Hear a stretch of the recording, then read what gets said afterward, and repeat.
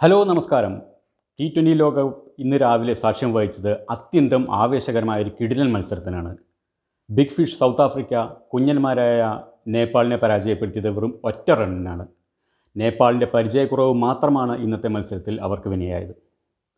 Group എയിൽ ഇന്ത്യയോടൊപ്പം അപ്രതീക്ഷിതമായി super 8ലേക്ക് കയറുന്നത് USA ആണ്. പാകിസ്ഥാൻ പുറത്തേക്കുള്ള വഴിയിലായി. USA ആദ്യം പരാജയപ്പെട്ടത് തന്നെയാണ് പാകിസ്ഥാൻ്റെ പരാജയ കാരണവും എലിമിനേഷൻ്റെ കാരണവും. ഗ്രൂപ്പ് സിയിലാകട്ടെ പാകിസ്ഥാന് പകരം ആ വിധി വന്നത് ന്യൂസിലാൻഡിനോടാണ്. ന്യൂസിലാൻഡിന് പകരം വെസ്റ്റ് ഇൻഡീസിനോട് കൂടെ അടുത്ത റൗണ്ടിലേക്ക് കയറുന്നത് അഫ്ഗാനിസ്ഥാനാണ്. എന്നാൽ ഗ്രൂപ്പ് ഡിയിൽ സൗത്ത് ആഫ്രിക്ക ഓൾറെഡി ക്വാളിഫൈഡ് ആണ്. അതേസമയം രണ്ടാമത്തെ ടീം ആരാണെന്നറിയാൻ കുറച്ചുകൂടി വെയിറ്റ് ചെയ്യണം. നെതർലാൻഡ്സ് ആണോ ബംഗ്ലാദേശ് ആണോ എന്നുള്ളത്.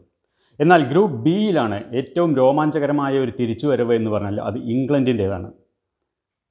ഇംഗ്ലണ്ട് 2 മത്സരത്തിൽ നിന്ന് 1 പോയിൻറ്റുമായി സ്കോട്ട്ലൻഡിന് വളരെ പിന്നിൽ നിൽക്കുന്ന സമയത്ത്, റൺ റേറ്റിലാണെങ്കിൽ വളരെ പുറകിൽ -1+ സംതിങ് ആയിരുന്ന സമയത്താണ് അവർ ഒമാനെ വെറും 48 റൺസിന് ഓൾ ഔട്ടാക്കി 3 പോയിൻറ്റ് 1 ഓവറിൽ വിജയിച്ചത്.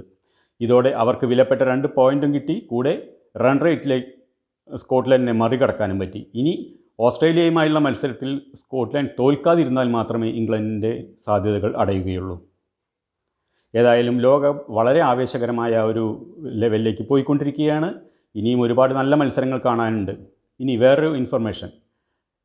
ലോക ഇൻ്റർനാഷണൽ T20 മത്സരം ആദ്യമായി കളിച്ചത് ഓസ്ട്രേലിയയും ന്യൂസിലാൻഡും തമ്മിലുള്ള പുരുഷ ടീമുകൾ തമ്മിലല്ല.